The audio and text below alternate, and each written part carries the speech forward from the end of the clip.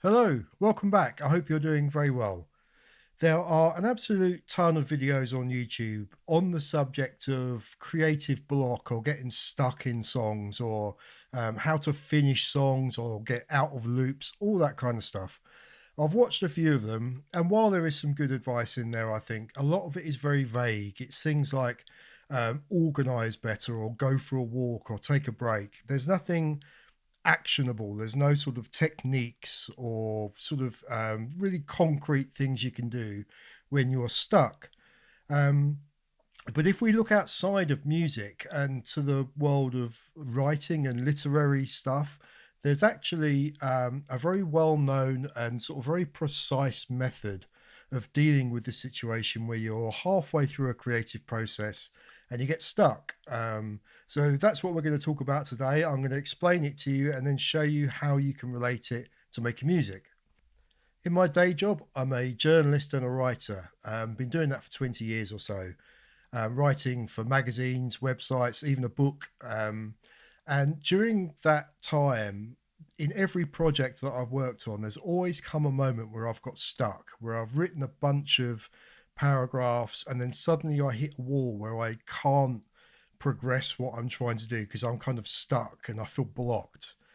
And 100% of the time, I've learned over those years that the problem isn't what I'm trying to say next, it's what I've already said.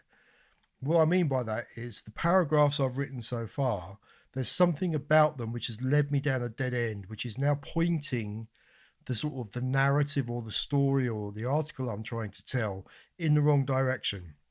And it means I can't progress.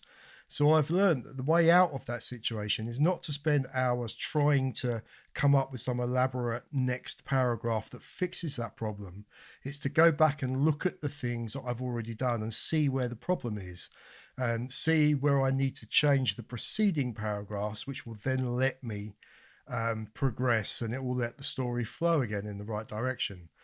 Now, in literary terms, there's a name for this, and it's called killing your darlings or to kill your darling. And a good example of that process is if you can imagine a novelist who is halfway through their book and they've suddenly found themselves completely blocked, completely stuck. They can't progress the story any further. And it's happened because a scene that they've written has led the story in a dead end and they can't progress from it. The problem is in that in our sort of fictional example, there's something about that scene that they really love. It could be they love the dialogue or the description or a character, whatever it might be. And they love it so much, it doesn't ever occur to them to delete it or to change that scene because they love it so much. So they end up being stuck forever, basically. And the solution to that is to kill your darlings. It's to be ruthless. It's to realize that the overall story that you're trying to tell is more important than that scene that you love. So you need to get rid of it. And the second that author then deletes or removes that scene or changes that thing, even though they really loved it, suddenly the story is free to progress again. And that is the principle I'm talking about when I say to kill your darlings. So now what I'm going to do is tell you how or explain how that can relate to when we're making music as well. When you start making a piece of electronic music, whether it's on hardware or in a DAW, it doesn't matter what the technology is. 9 times out of 10, we start from an initial point. It could be a sample that we've chopped up and we like the way that sounds. It could be a melody or a rhythm. There'll be something which is the thing that kicked us off on that sort of creative journey, if you like. And the way electronic music tends to work is we think in loops and sequences. So in our initial sequence or our initial loop, we take our initial thing, our initial starting point, and we start adding stuff to it. We add different elements, could be different synths, different sounds, whatever it might be. We keep adding and adding and adding to to our initial idea until we end up with what ends up being quite a dense pattern. It could be 4 bars, could be 8 bars, whatever it might be. But it's really dense. It's got loads of stuff going on because our creative process is adding to this thing. So we're adding layers upon layers upon layers till we get a point where it's really dense. We can't possibly add anything else to it, and we don't know where to go next.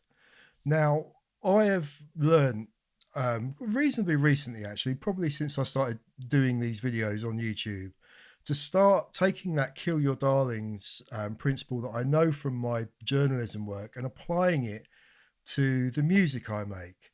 And when I reach that point where I'm stuck and I don't know what to do next or where to take the song next, what I do is that first thing that I've built everything around, whether it was the drum loop or whether it was the melody or the sample, I just mute it, take it out of the arrangement, and then listen to what I've got left without that center point, that middle thing that we built everything around, and listen to what the music is now telling me it wants to do. And I always find 100% of the time this has fixed the problem for me. And I then start working on that music without that central theme that I had built it around. And with that theme missing, the music is free to go in a different direction. I always find it allows me to go in a different direction and to develop the music as a whole, as opposed to that one central thing. And it doesn't come naturally because that's the thing that's in your head. It's what you started with, so you're kind of invested in it. But if you do that, you mute it out and then you let the song or let the music develop without it and see where it goes. It can be that later on in the arrangement, you bring that central theme back and add it in again, which gives you a nice structure. Or it could be that you never go back to it and it goes off in a completely unexpected and different direction. That tends to be what I find. That's what happens. And I end up not using the thing that I started the arrangement with in the first place. And I found that since I've been doing that, I haven't binned a project since. It's been a really long time since I've gone, nope, that's not working, and thrown it out. When I get to the point where I think it's not working or I'm stuck, I just mute out that initial thing and let it go somewhere else. And the project or the song or the track ends up finished, but it ends up completely different to what I thought I was making in the beginning. So that's my advice. I found it to be 100% effective. If you get stuck and you can't finish the thing that you're working on, mute out the initial idea and just listen to the bit of music without that middle kind of dominating theme that you started with, and see if it takes you somewhere else. It's an actual physical thing to do. You literally just press mute on that track or those tracks and see where it takes you. So it's not an esoteric idea. It's not a vague idea. It's a thing you do. Press mute, see how it sounds, see where you go. As I said, it's recognized as being the way to fix broken writing, and I found it to be really effective in fixing broken music as well. So that's my advice. I have no idea if that will be useful to anyone, but I thought I'd share it. As ever, thanks very much for watching, and I will see you in the next one. Cheers, bye.